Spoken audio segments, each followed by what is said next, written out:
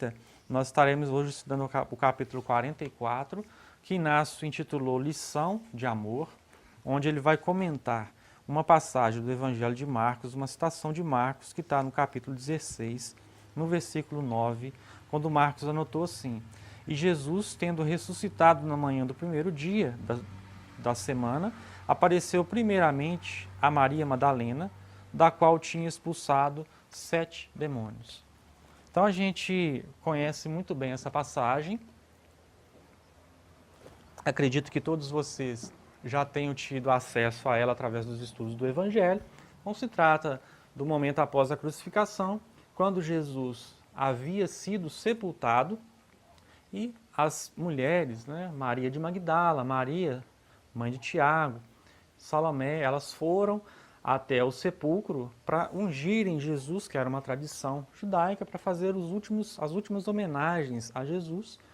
No meio do caminho elas se perguntavam como fariam para remover a pedra do sepulcro, já que era uma pedra bastante grande e pesada, mas ainda assim elas se puseram ao caminho. Inácio estuda esse versículo no livro Horizontes do Espírito, se não me engano na mensagem 11, não é? Mas quando elas chegam lá, a pedra havia sido removida e elas não encontraram o corpo de Jesus. Então elas ficam meio apavoradas, porque elas visualizam, não é, um anjo, segundo a citação evangélica, nós entendemos que é um espírito, não é, que estava lá, e que anuncia a elas que Jesus já havia ressuscitado e que elas deveriam comunicar aos outros discípulos. Essa passagem está no Evangelho de Marcos, no capítulo 16, mas também se encontra no Evangelho de João. Então elas vão para casa, cheias de temor, elas anunciam que Jesus ressuscitou, então eles não acreditam nelas, não é? Os discípulos de Jesus não acreditam nelas, elas voltam, Maria Madalena volta juntamente com João e Pedro, porque João e Pedro saem correndo, para ver o que tinha acontecido. Chega lá, eles não encontram o corpo de Jesus, ficam decepcionados e voltam, e Maria Madalena fica lá no sepulcro, triste, entristecida, imaginando o que havia de ter acontecido com Jesus. Então Jesus se manifesta a ela, perguntando a ela por que ela estava chorando, e ela é a primeira a visualizar, a ter um contato com Jesus depois da crucificação, com Jesus ressuscitado. E é acerca dessa passagem, principalmente, da figura de Maria Madalena, que Inácio vai propor esse capítulo 44 do livro Consciência Espírita, onde ele intitula Lição de Amor, nos dizendo que Jesus, ao aparecer primeiramente a Maria Madalena, ele deixa para a humanidade uma lição de amor muito grande. Então a gente vai tentar identificar que lição é essa, né? Então a gente conhece a história de Maria Madalena do Evangelho. Ela era uma meretriz, uma prostituta, que vivia da prostituição, mas era alguém que tinha uma fama bastante grande em Jerusalém, porque todos aqueles que visitavam a cidade conheciam a fama daquela mulher, porque ela era muito bonita, era alguém que já tinha conquistado certo prestígio dentro do meio social, por ser alguém muito requisitada nos seus serviços. Já possuía também uma condição financeira que foi gerada por causa desse trabalho. Então, da mesma forma como ela era mal vista e malquista pelos religiosos, pelos poderosos, ela era bem vista, e isso fazia com que ela tivesse uma posição social relevante, era uma figura importante e relevante, conhecida, melhor dizendo, naquela sociedade.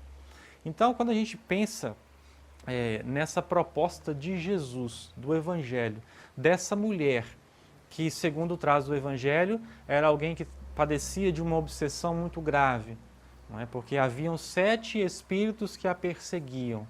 Então, se a gente for pensar em termos de obsessão, a gente não consegue mensurar quantos espíritos se encontram vinculados a nós, por dificuldades que nós temos, de vivências pretéritas, ou mesmo das experiências atuais que nos fazem vincular com determinadas vibrações e assim com determinados espíritos, e eles se vinculam a nós, e a lei assim permite, né? Porque através das obsessões, a obsessão, na verdade, ela é uma consequência de uma lei de causa e efeito, que faz com que a gente se afine com espíritos elevados ou não, com o bem ou com o mal, de acordo com os nossos pensamentos e com as nossas ações. Mas quando o Evangelho traz essa ideia de 7 demônios, né, 7 espíritos que a perseguiam, quer demonstrar para nós que era uma situação grave, que não era uma situação de fácil resolução, porque aqueles espíritos que estavam vinculados a ela faziam com que ela permanecesse, interferiam, melhor dizendo, nas suas escolhas, nas suas condutas, para que ela permanecesse naquela conduta que era a de se manter prostituta e de estar vinculada com os valores do mundo. Acontece que, de acordo com a lei de progressão espiritual a qual todos nós estamos submetidos, a gente tem um livre-arbítrio para fazer as nossas escolhas dentro dos caminhos que a gente quer seguir ou não, não é? Nós somos constantemente vinculados ao bem através da influência espiritual que nos alcança, nós somos interpelados pela espiritualidade a modificar as nossas condutas, a elevarmos-nos espiritualmente, seguindo os ensinamentos do Evangelho, mas aceitar esse convite ou não depende de cada um de nós particularmente. Então, muitas vezes, nós nos tornamos recalcitrantes no erro. Nós adiamos o inadiável através das más escolhas que nos mantêm vinculados com as mesmas vibrações que a gente tem estado vinculado já a algumas existências.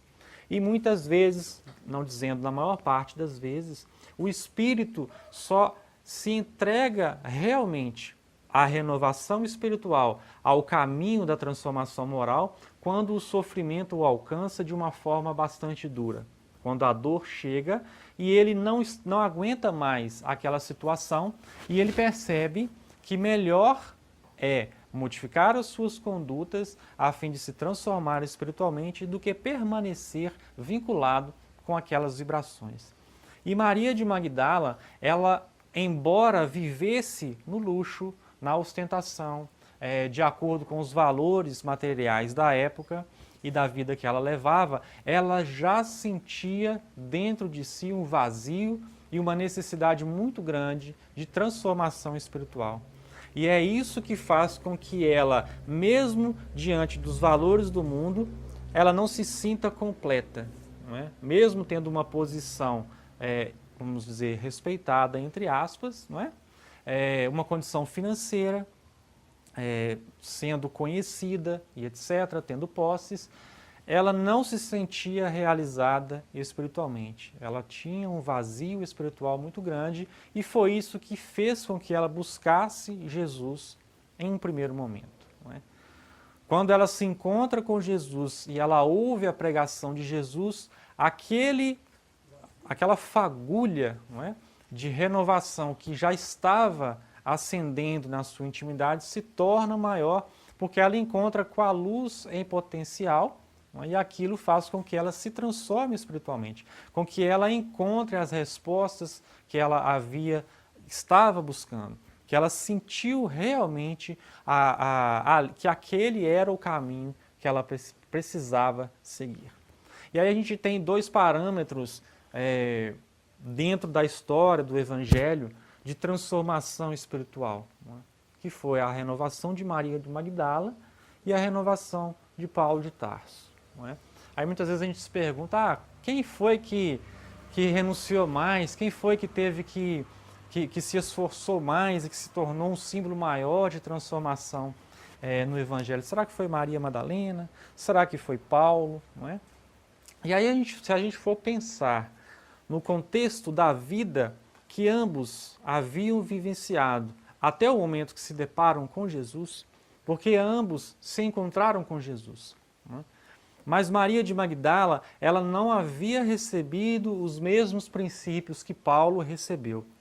Paulo recebeu por parte do mundo, não é, de acordo com o contexto social, com a família de Paulo, com o instrutor de Paulo, que foi o mestre de Paulo, que foi Gamaliel, um dos mais respeitados, não é, rabinos do judaísmo, que instruiu Paulo e que conduziu, aliás, Saulo, melhor dizendo, né, que conduziu Saulo a uma carreira que seria brilhante dentro do judaísmo, porque ele foi preparado para aquilo. Né? E a gente, nesse momento, entende que Saulo recebeu por parte da espiritualidade um investimento muito grande. Porque quando a espiritualidade investe em alguém, em algum de nós, ela não está vislumbrando o nosso crescimento pessoal em primeiro lugar. Em primeiro lugar, é avaliado o quanto esse desenvolvimento e esse investimento vai gerar de benefícios para uma coletividade. Não é? Porque nada é feito em cunho particular para a promoção de um indivíduo.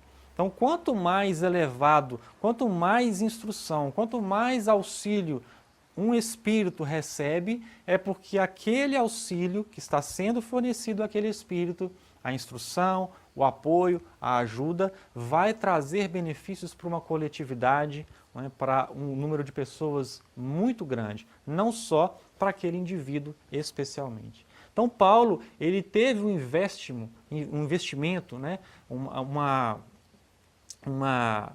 como se diz, uma preparação muito grande, mas também uma confiança muito grande que foi depositada nele, porque os planos mais altos da vida, obviamente, sabiam da condição espiritual de Saulo. Né? Embora ele tivesse se perdido num dado momento, pela maneira através da qual ele se portou diante do trabalho que ele realizava, assim que ele encontra Jesus, ele percebe o quão equivocado estava e modifica as suas posturas e se torna o maior divulgador do cristianismo. Né? Aquele que mais divulgou o cristianismo para que hoje nós tivéssemos e tenhamos a condição de receber o cristianismo aos moldes que nós temos. Sem Paulo de Tarso, isso não se daria. Não é? Ele realizou trabalhos grandiosos. Já Maria Madalena, ela vivenciou uma vida normal, não é? Uma vida sem uma influência religiosa, sem uma comunidade que fizesse algum tipo de influência para que ela seguisse determinados caminhos. Não é? Ela foi alguém que vivenciou as experiências do mundo da forma mais intensa possível, embora na intimidade do seu espírito ela já trazia essa centelha capaz de iluminar, capaz de resplandecer, assim que ela realmente se conscientizasse do trabalho que ela precisava realizar para se tornar esse símbolo de transformação e de regeneração moral que o Evangelho fornece a gente, fornece para cada um de nós. Não é? Então, se a gente for avaliar bem a conduta dos dois, todos os dois foram símbolos de transformação moral, porque todos dois tiveram que empreender esforços gigantescos a fim de vencer a si mesmos para frutificar e para fazer aquilo que a espiritualidade precisava. Não é? Talvez no primeiro momento, esse trabalho que Maria de Magdala fez não teve tanta repercussão, não é? Quanto o que Paulo realizou, porque Paulo foi um bandeirante que desbravou fronteiras e que levou a mensagem cristã aos confins da terra. Né? E a mensagem, à medida que Paulo divulgava o Evangelho, a própria história de Maria Madalena foi ganhando novos parâmetros, porque as pessoas foram conhecendo a história de Maria de Magdala também por aqueles que anunciaram e pregaram o Evangelho. Né? Até por ser mulher, né, Wander? Acho que até por ser mulher, porque os próprios apóstolos não davam força para ela, não acreditavam por ela ser mulher. Uhum. Quando ela falou que ia acompanhar eles, eles não quiseram. Sim. No caso, através da psicografia de Chico Xavier, no livro Boa Nova, escrito por Humberto de Campos, ele fala, não é? Que quando Maria Madalena ela vai encontrar Jesus na casa de Pedro, não é? Para buscar aquele auxílio, para buscar um direcionamento, uma iluminação, que Pedro passa pela porta do quarto onde Jesus estava conversando com ela, e que aquele olhar que Pedro direciona para Maria Madalena dizia muita coisa, que era um olhar frio, né? porque ele visualizava ali a história daquela mulher até aquele momento, né? E também quando os discípulos começaram a se separar, não é? Para pregar o evangelho, ela suplicou a Pedro e a João que deixasse que ela seguisse, não é? Eles no caminho, e eles assim não quiseram, né? Ela ficou sozinha, na verdade. Embora a passagem do livro diz que elas tenha se sentido bastante triste, ela entendeu a postura dos discípulos, né? A gente imagina o quão deva ser difícil, né? E não parou, né? Porque elas foram cuidar de leprosos. Sim. E aí a gente pensa assim, Inácio, através dessa renovação que ela precisou empreender, Inácio, no livro Semente de Esperança, ele tem uma mensagem que ele intitulou 3 âncoras. Então ele vai dizer para a gente que invariavelmente todos nós encarnados na Terra e desencarnados em processo evolutivo na Terra, que somos imperfeitos e que ainda necessitamos das provas e das expiações, nós estamos atrelados a 3 âncoras, invariavelmente.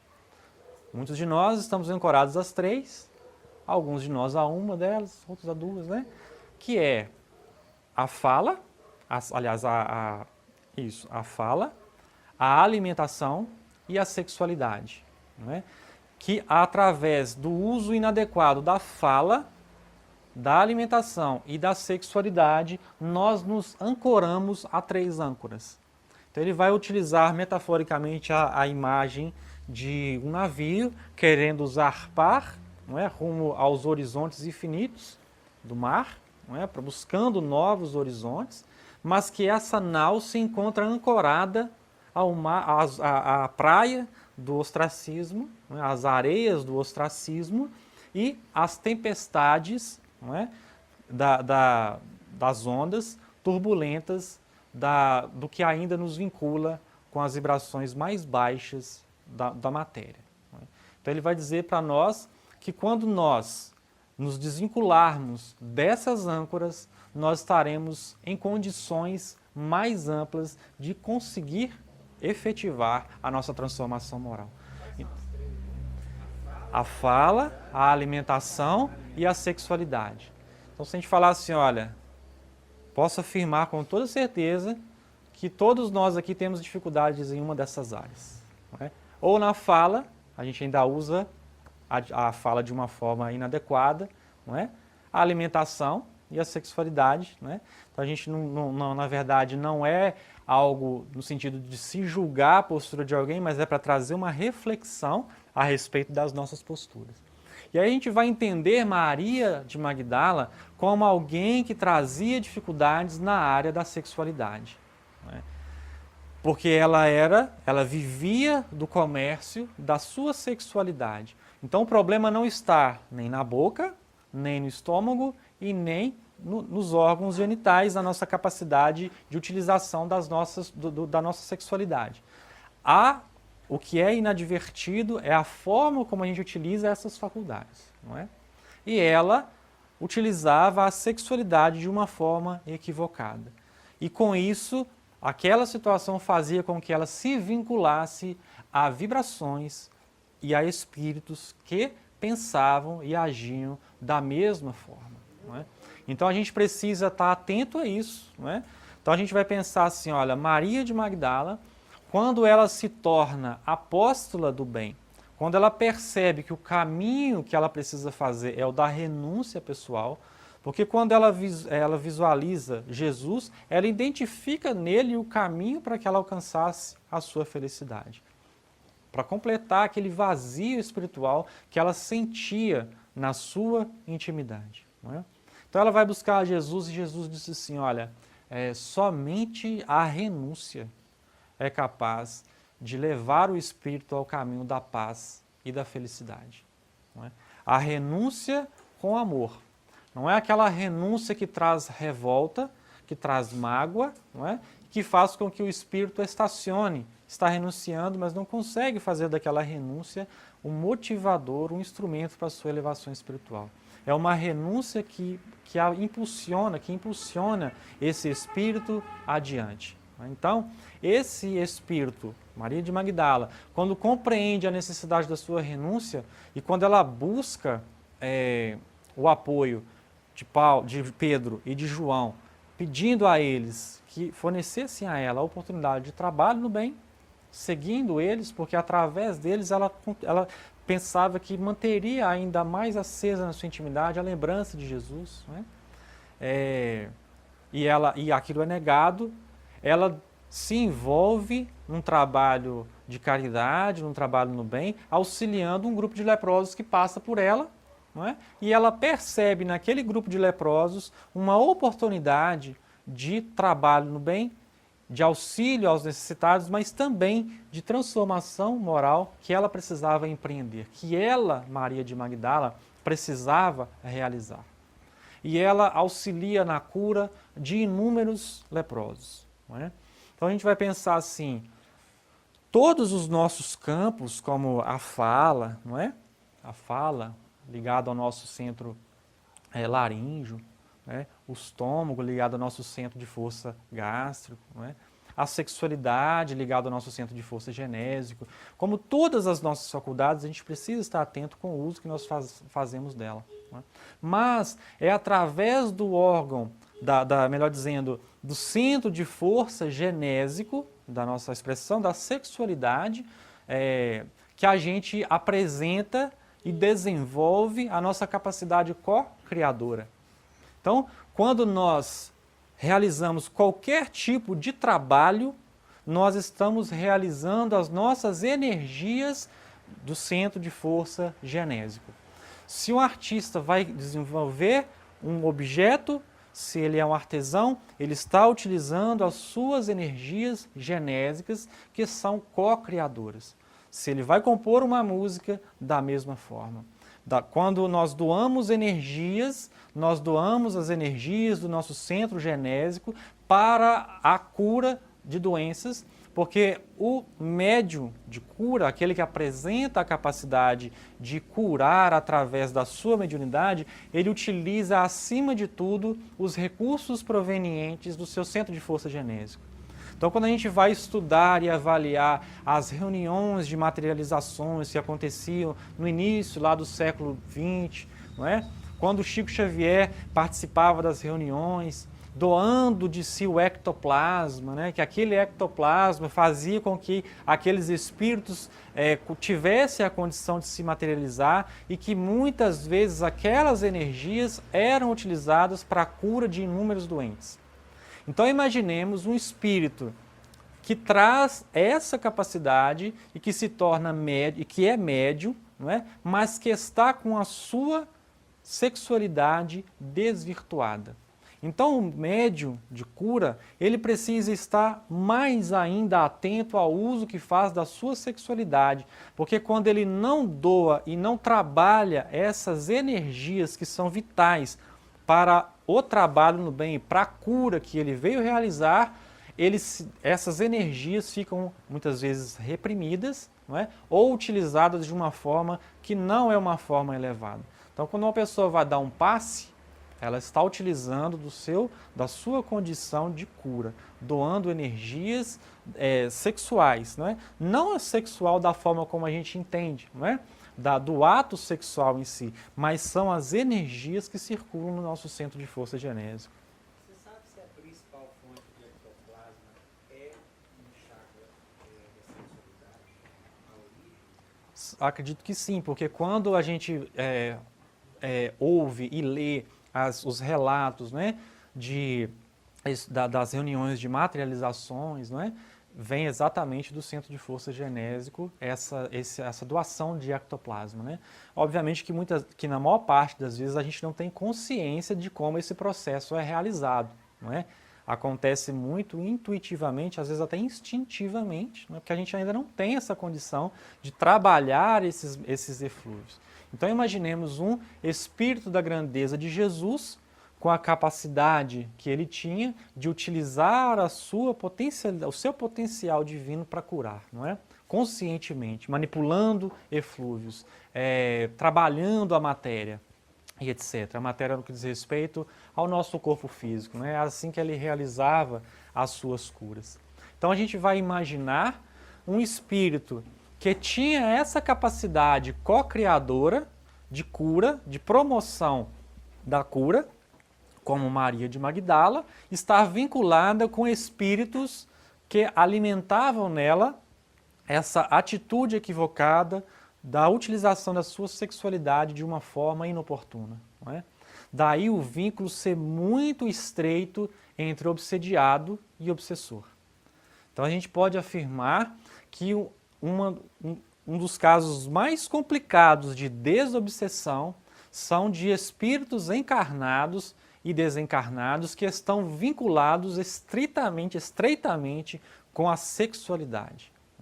Então, se a gente for avaliar, a gente for ler o livro Obsessão, se eu não me engano, de Divaldo Franco, que é a psicografia de Manuel Filomeno de Miranda, a gente vai verificar na citação de Manuel Filomeno de Miranda aquela cidade, não é, nos planos mais inferiores do plano espiritual, onde somente aqueles espíritos que estão vinculados com a sexualidade estão, né? E lá o ambiente é muito pesado, né? Muito pesado. Então desvincular dessas energias é trabalho árduo de renúncia total. Esse foi o trabalho que Maria de Magdala teve que realizar. Porque quando ela tenta se desvincular dessas energias e ela volta para a cidade, ela começa a mendigar, não é, auxílio, porque ela não mais queria voltar para onde ela estava. Não é? Então a sociedade não a aceitou, aqueles que não a viam bem não aceitaram, não é, auxiliá-la, e aqueles que usavam da posição e utilizavam dela, tentaram convencê-la a retomar as suas atividades. Então a gente percebe o quanto é difícil modificar uma postura assim como Maria de Magdala modificou a sua. E a gente vai lembrar, não é, que não foi só contato com espíritos que desconheciam o Evangelho. Ela recebeu a negativa dos próprios discípulos de Jesus. Não é? Porque qual é a lição maior aqui? Porque quando ela aproxima dos discípulos e diz, olha, ele está vivo. Ele apareceu para mim. Eu o vi. E aí Pedro pergunta, para ti? Não precisa falar mais nada, né? Não, para você? Completamente despropósito. Nada a ver. Na verdade, os discípulos, eles retratam muito das características que a gente carrega hoje, né? Então a gente tem rompantes aí de elevação espiritual, mas também a gente tem esses rompantes de degredo, né, de degradação, de cair mesmo a nossa vibração devido às nossas dificuldades de manter essa constância no bem, não é? Então, por quê?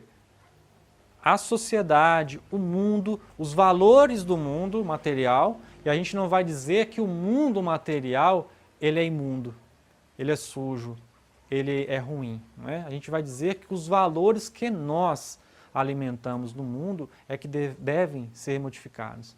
Porque a gente é assim, não é? Então, se entra alguém na casa espírita que a gente conhece de longas datas, e aí de repente modificou, a gente fala, né?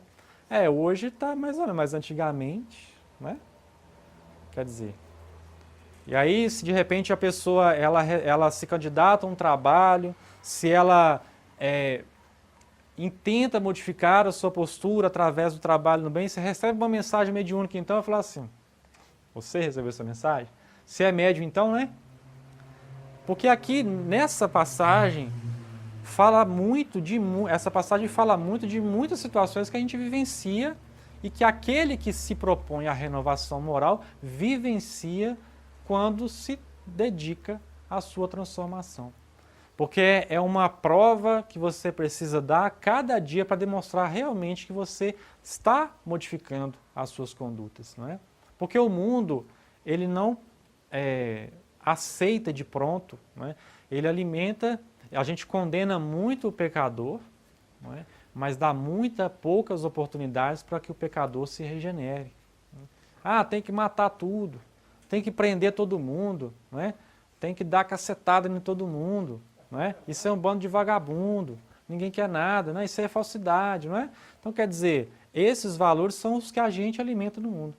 Porque Jesus, quando se depara com ela, ele não pergunta para ela o que ela havia feito até aquele exato momento. Né? Ele propõe algo que ela pode realizar daquele momento em diante. Né? E ali ele demonstra qual deveria ser a nossa postura, não só em relação uns aos outros, mas também em relação a nós mesmos. Né? Muitas vezes nós não nos perdoamos ao ponto de conseguir seguir adiante devido a algumas dificuldades de vivência no bem que a gente apresenta. Porque a gente também não acredita, né, Vânia? A gente não acredita que a gente dá conta. É verdade. E aí Inácio ele inicia a mensagem dizendo assim, olha, com toda certeza, foi com grande assombro que repercutiu entre os discípulos do Mestre a notícia de que Jesus havia se manifestado após a ressurreição, primeiramente a Maria de Magdala. Sem o alcance espiritual da lição de amor que o Cristo deixou-lhes, seus tutelados entregaram-se aos questionamentos que lhes fervilhavam na mente. Não lhes parecia lógico crer no que se lhes soava absurdo, sem fundamento. Por que não a João, o discípulo amado? Não é? Então, quando a gente avalia, nós só temos condição de avaliar a vida de acordo com a capacidade que nós desenvolvermos da nossa retina espiritual. Então eu só vislumbro no mundo a luz do mundo com a luz que eu edificar dentro de mim. Se eu não tenho luz em mim, eu não vou conseguir visualizar luz em nenhum lugar. Não é? Então por isso que Jesus diz assim, olha, seus olhos são luz. Se a luz que há em ti são trevas, quão grandes e espessas serão tais trevas. E é por isso que Paulo recomenda, olha, tenho para mim que nada de si é imundo, a não ser para aquele a quem é imundo. Para esse sim é imundo. Não é? Então quer dizer, a forma pessoal e particular com que cada um vai visualizar a vida que desenvolveu de luz em si é que vai conseguir visualizar na vida. Por isso Jesus diz assim, olha, a gente só dá testemunho daquilo que conhece. Não é? Você não tem condição de dar testemunho do que você não conhece. Como falar de algo que você não teve contato? Não é? Como falar, descrever algo que você não conhece? Não tem jeito. Não é? E aí eles começam a pensar assim, porque Jesus visualizou nela, em Madalena, o que ela tinha a doar. A capacidade que ela tinha de crescimento, porque ela foi até ele. Não é? E ela já havia sido motivo de lição para todos nós, quando Jesus estava almoçando na casa do fariseu, não é? E ela adentra aquela casa, derrama óleo aos pés de Jesus, não é? Chora, beija os pés de Jesus, enxuga os pés de Jesus com os seus cabelos. Não é? Então ela já havia demonstrado o amor que ela havia sentido por Jesus. Por isso que a humanidade até hoje, uma parte dela, tem muita dificuldade em entender a figura de Maria de Magdala. Porque até pouco tempo atrás, né, a gente vê aí documentos, dizem que são documentos apócrifos, que Jesus teve um caso de amor com Maria de Magdala, e que os dois foram para a Índia, que viveram lá, tiveram filhos, etc. Não é? Porque não conseguem visualizar numa relação entre homem e mulher que não seja uma relação aos moldes do mundo.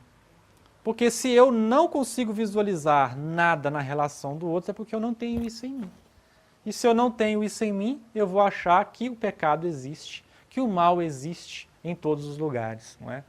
E aí quando os discípulos perguntam assim, mas espera aí, por que não o discípulo, João? Porque todo mundo sabe o carinho que Jesus tinha com João e o carinho que João tinha com Jesus. Mas por que ele vai aparecer justamente para ela? Por que não a João? Não é? Ou porventura a Pedro ou a Tiago, que estiveram com ele no Monte Tabor, presenciando-lhe a transfiguração. Então a gente vai lembrar assim, olha, quando Jesus sobe ao Monte Tabor e leva com ele Pedro, João e Tiago, que eram aqueles mais próximos dele, que era aqueles que testemunharam alguns fatos de Jesus, e que esses fatos, como por exemplo a transfiguração no Monte Tabor, só foram relatados para a humanidade depois que Jesus havia sido crucificado, por estarem mais próximos, era natural que eles pensassem, mas espera aí, ele vai aparecer, mas se ele aparecer, que seja para João, para Tiago e para Pedro. Não é? Por que para Madalena? Inácio prossegue, talvez a André, a Bartolomeu ou a Judas Tadeu. Então a gente sabe muito pouco da característica pessoal dos discípulos. A gente sabe dos mais conhecidos. A gente sabe que Pedro tinha uma fé que vacilava. Que ele, ao mesmo tempo que estava lá em cima, estava lá embaixo. Não é? E que ele era intempestivo, tomava as decisões de supetão. Não é? Cortando a orelha do soldado, não é? Dizendo, não, eu vou contigo até o fim, seja o que aconteça o que acontecer, mas de repente ele, no primeiro momento, ele já se esvai, não é? Então a gente vê, por exemplo, ainda a imaturidade de João, quando ele não abandona Jesus, mas ele também não consegue se colocar, né, no fronte, no momento da crucificação, ele fica lá, mas meio que à distância, não é? Então a gente percebe Tomé, porque a história nos conta que Tomé era alguém que tinha dificuldade em crer nas situações, né? Precisava ver para crer. Mas os outros a gente sabe muito pouco. E aí eu fui pesquisar a respeito de alguns dados, a respeito da característica pessoal dos discípulos, porque eu mesmo fiquei pensando assim, dessa mensagem, eu não sei nada de André, nem de Bartolomeu, nem de Judas Tadeu. O que eu sei de André é porque foi ele era irmão de Pedro, e foi ele que apresenta Pedro a Jesus, porque ele teve o primeiro contato. Não é? Mas o que se diz na história da característica desses discípulos é que eles eram bastante honestos. Não é? Então eles pensam assim, por que não se apresentar a quem é honesto e que a gente sabe que não fala mentira igual André, Bartolomeu ou Judas Tadeu? Não é?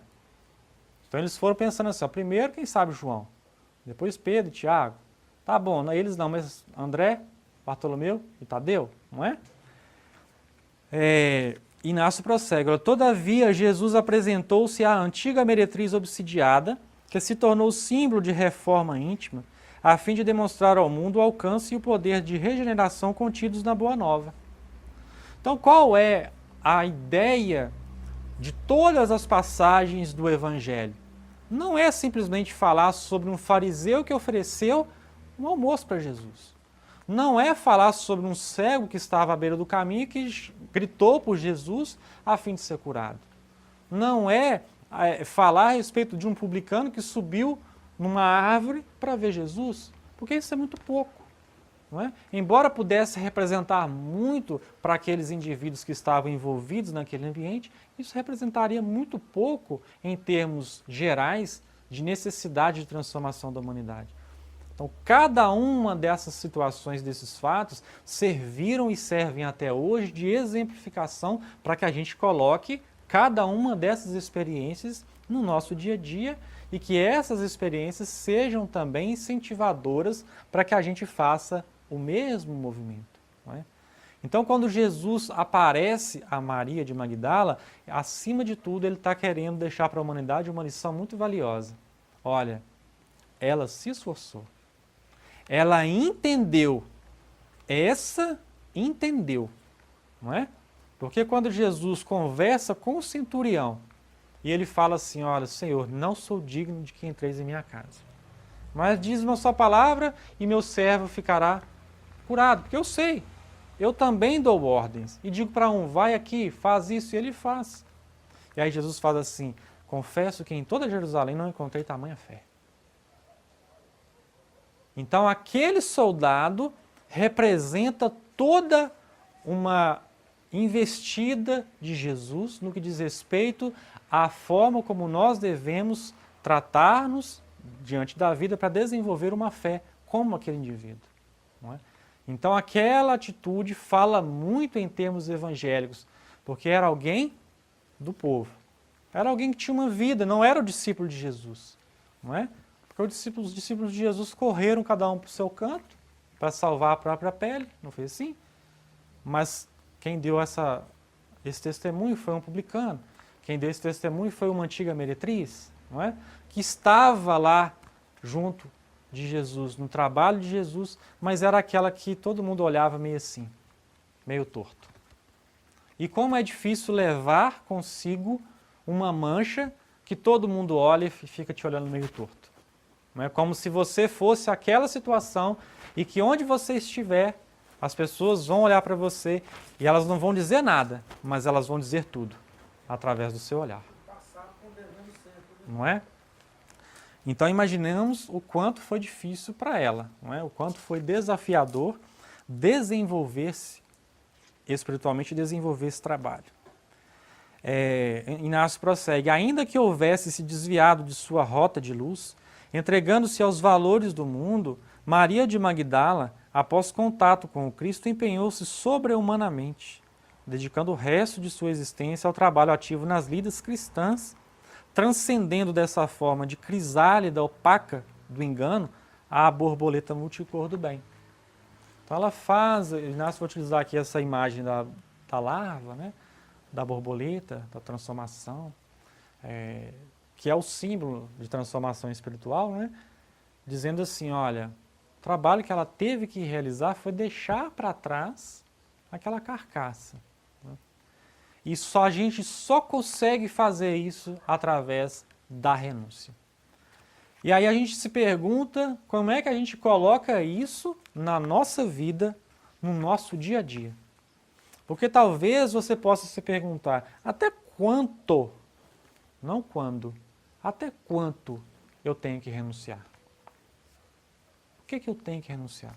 Porque muitas vezes a gente fala assim, não, peraí, a gente está no mundo, né? Não precisa ser fanático também não, né, gente? Né? Vamos, né, dar uma coisinha aqui, uma coisinha ali, né? A gente é humano, né? A gente não é espírito perfeito, não. É o que a gente precisa entender o seguinte, olha, Jesus não espera do discípulo a perfeição para que ele se coloque no trabalho. A única coisa que ele espera de nós no momento é a boa vontade de servir. Porque se assim não fosse, ele esperaria Maria Madalena fazer toda a sua transformação espiritual para depois se manifestar a ela lá no sepulcro. E não foi. Ele se manifestou a ela no primeiro momento, quando ainda estava encarnado, quando ele a recebe. Não é? A gente costuma dizer assim, de acordo com os valores do mundo, qual é o mote, a expressão, o dito popular, que é vigente no mundo? A gente fala assim, dize-me com quem tu andas, que eu direi quem tu és. Não é assim? Vocês concordam com essa passagem? O que vocês acham disso? Está certo? Foi Cristo que falou? Não. Eu não concordo. Porque a gente pensa assim, olha, peraí. É do Velho Testamento. Não, isso é um dito popular mesmo, né? Que a gente foi... Não. Nossa, eu jurava que estava.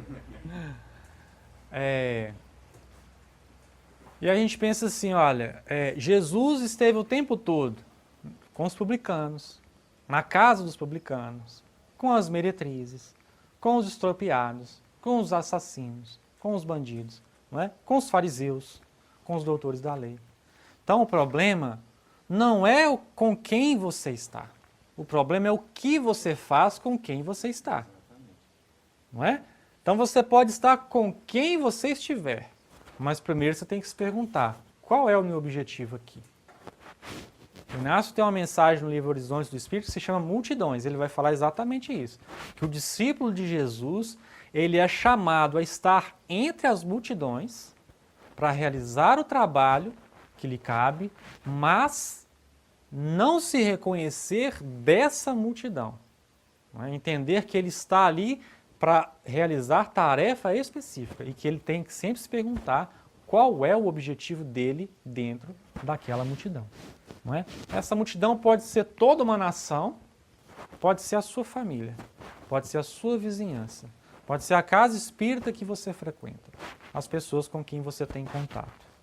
Não é? Então, se o seu grupo do WhatsApp é muito grande, tem quantas pessoas? Mas qual é o seu objetivo no seu grupo do WhatsApp? O que você faz? Não importa quem está lá, o que importa é o que você faz ali. Não é? Que tipo de relação quem está ali tem um com o outro. Não é? Então, a gente pensar dessa forma, a gente vai entender que Jesus esteve o tempo todo com a dificuldade humana sem se permitir contaminar, entre aspas, com essa dificuldade. Não é? E aí Maria de Magdala, quando ela está lá e ela começa a desenvolver a lepra, não é? A manifestar a lepra, ela está, porque ela esteve em contato com os leprosos, mas qual era a intenção dela junto aos leprosos? Não é? Era auxiliar. Então, através desse auxílio, ela desenvolveu a lepra, porque a gente sabe que a lepra ela é contagiosa. Né? Hoje em dia já é controlada, mas é uma doença contagiosa. Naquela época a gente imagina o quanto deveria ser contagiosa, porque o grupo só podia andar de noite, os leprosos, né? Eles eram colocados lá nos vales dos leprosos, que eram nos confins dos vilarejos. Né? Eles só podiam andar durante a noite, tinha que carregar uma matraca, para avisar, ó, e vê leproso aí. As pessoas saíam da direção do vento para não ter contato nem com o vento trazido que havia passado no meio daquelas pessoas, com medo de se contaminar. Aí a gente vai entender assim, olha, a doença no corpo físico ela vai se manifestar de duas formas, de fora para dentro e de dentro para fora. Então, como é que isso funciona na prática?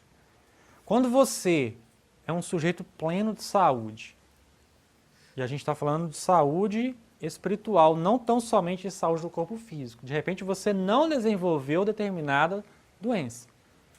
Então você, através do seu convívio, das suas ações, você vai desenvolvendo hábitos que gerarão doenças do futuro. Então é algo que você está fazendo, não é?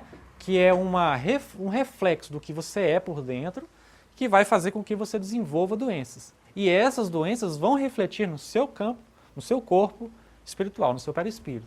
Não é? Porque a sua mente está desenvolvendo a doença. E existe uma outra forma, que é o processo da cura.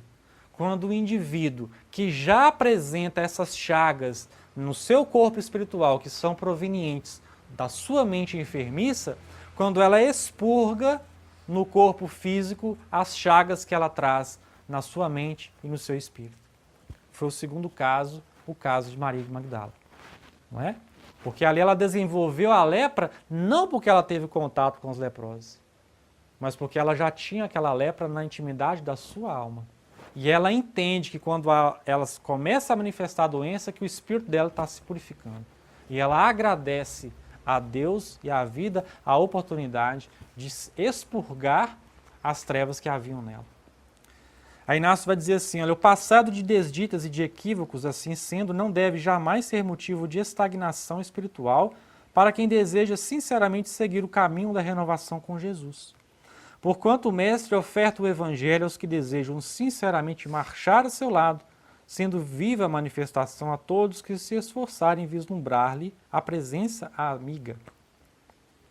Resgata, portanto, através de tua dedicação aos postulados cristãos, as dívidas que contraíste com tua consciência e utiliza a charrua do bem, seguindo em frente rumo à senda de tua autoiluminação.